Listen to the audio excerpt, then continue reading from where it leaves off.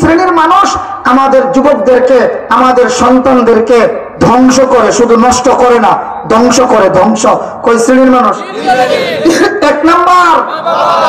2 number, আমি এক জায়গায় আমার মাথার চুল কাটতেছে নাপিত বেটায় সেলুনে।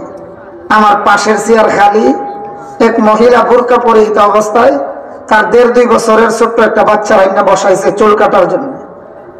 তো বাচ্চাটা ছোট বিদায় এই চেয়ারে চুল কাটা যায় না। এই জন্য নাপিতে, আপনার কি নাপিত বললেই চিনেন, নাপিত বেটায় এই চেয়ারের উপর একটা কাঠ বা তক্তা লাগাইছে। এখন কাঠ বা তক্তা লাগাইয়া এই ছোট বাচ্চার উপর এইভাবে বসাইছে। মা এই পেছন দিক দিয়ে বাচ্চারে ধরে রাখছে না যেন পড়ে। আমি খেয়াল করতেছি নাপিতে মহিলারে আস্তে কইরা জিগায়, ম্যাডাম কি ডিজাইন? কথা মনে বুঝছেন না? কি আবার কোন কি? ম্যাডামে কই 3 তালা। কই তালা? এদিকে কামানো, এরপর একটু উঁচা, এরপরে আরো বড়, এর নাম আবার কোন? এর নাম। ওই যে হাদিস পড়েছি সাহাবায়ে কেরামের মতাদর্শ বয়ান করার জন্য, আলাইকুম বিসুন্নতি ও সুন্নাতুল খুলাফায়ে রাশিদিনাল মাহদিয়িন। এ যুবক, আমি আর তুমি যে চুল কাটি, আমাদের করণীয় কি? আলোচনায় গেলে আসবে আমাদের করণীয়র মধ্যে একটা মাসআলা আসবে, জরুরি মাসআলা।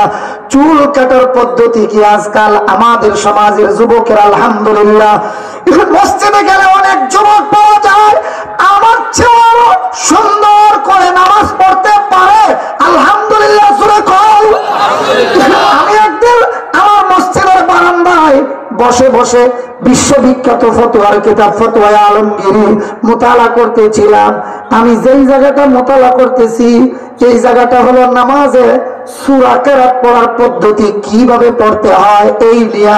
কিন্তু দেখি একটা ভার্সিটির ছাত্র মনে হচ্ছে আমার পাশে দাঁড়াইয়া নামাজ পড়তেছে। খেয়াল করেন নামাজটা যে পড়লো এত সুন্দর লাগলো, এত সুন্দর লাগলো।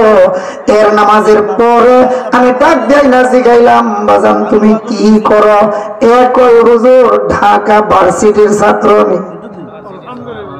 এত আসতে পেলে ঢাকা ভার্সিটির ছাত্র নামাজটা দেখা আমার কাছে আমার খুব ছোট মনে হয়েছে। আমি বললাম কিরে কি এর মুহাদ্দিস আর কি এর শাইখুল হাদিস আর কি এর মুফতি হইলি? তোর নামাজটা তো কলেজ স্টুডেন্টের নামাজের মতো হইল না। সত্যি বলছি, বানোয়াট না, সত্যি কথা।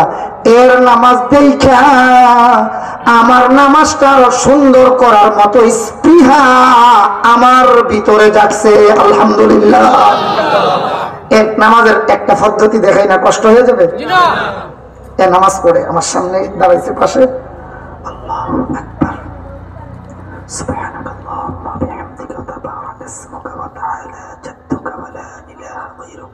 মানে তার পড়াটা যেন সে নিজের কানে শুনে এইভাবে পড়তেছে। এইভাবে পড়তে পড়তে পড়তে পড়তে সূরা কেরাত মিলাইলো। এবার রুকুতে যাবে, আল্লাহু আকবার। রুকুতে গিয়ে রুকুর তাসবিহগুলি সুবহান রাব্বিয়াল আযীম, সুবহান রাব্বিয়াল আযীম।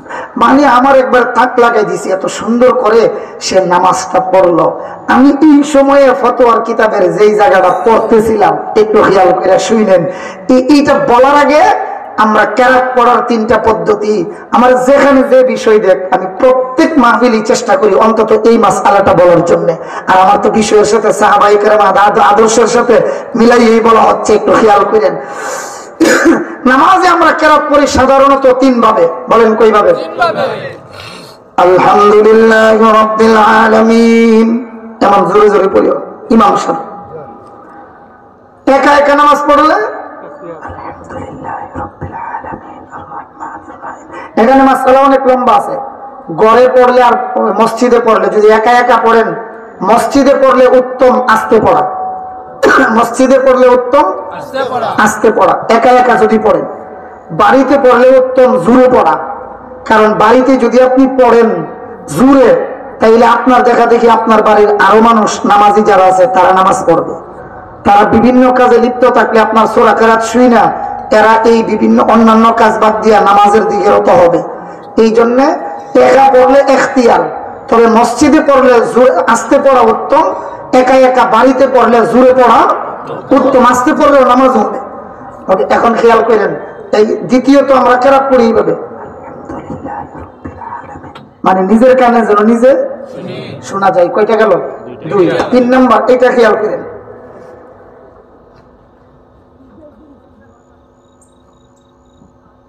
বুঝাইতে পারছি? বুঝছেন তো মোটামুটি কি যে দেখাইছি, এটা বুঝছেন তো? আমি যেই জায়গাটা পড়ছিলাম ফতোয়া আলমগীরি প্রথম খণ্ডের কিতাবুস সালাতের, এই জায়গার মাসআলাটা ছিল, আমার মনে হচ্ছে যেন আল্লাহ নিজের হাতে ধইরা এ যেইভাবে নামাজ পড়তেছে ঠিক সেই জায়গাটা আল্লাহ আমারে পড়াইতেছেন এই সময়।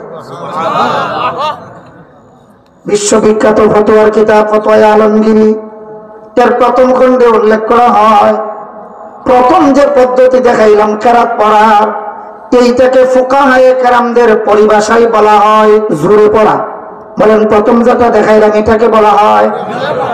2 নম্বরে যে দেখাইলাম নিজের কানে, এইটাকে বলা হয় আস্তে পড়া। বলেন, নিজের কানে নিজে শুই না পড়লে এটাকে বলা হয় নাকি আস্তে পড়ার অর্থ হইলে মনে মনে পড়া? না না না, নিজের কানে যেন নিজে শোনা যায় এইটাকে বলা হয় আস্তে পড়া। 3 নম্বরে যে পদ্ধতিতে পড়লাম ঠোঁট বন্ধ কইরা, বলেন কি বন্ধ কইরা? ঠোঁট বন্ধ কইরা। এটা সাহাবায়ে কেরামদের নামাজের পদ্ধতি নয়। ফতোয়া আলমগীরি লেখছে এটা কোনো পড়াও না। বলেন বলেন, এটা কোনো পড়াও সবাই বলতে হবে, এটা কোনো পড়া হয়। 80 বছরের বাবা 80টা বছর ধরে যেইভাবে নামাজ পড়তেছেন ঠোঁট বন্ধ কইরা, 80 বছরের নামাজ তো দূরের কথা, এক ওয়াক্তের নামাজও আদায় হইছে না।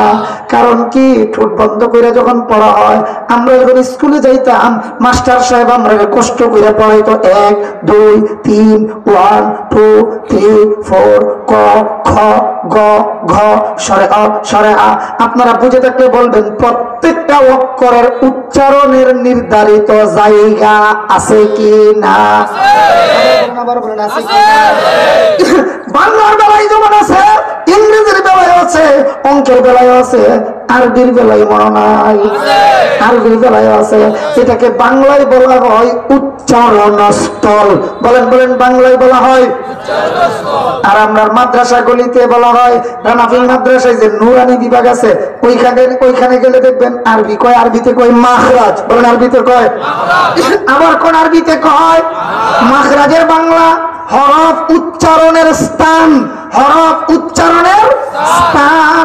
নুরানি মাদ্রাসায় গেলে দেখবেন তারা পড়ে আরবি হরফ 29টি, মাখরাজ 17।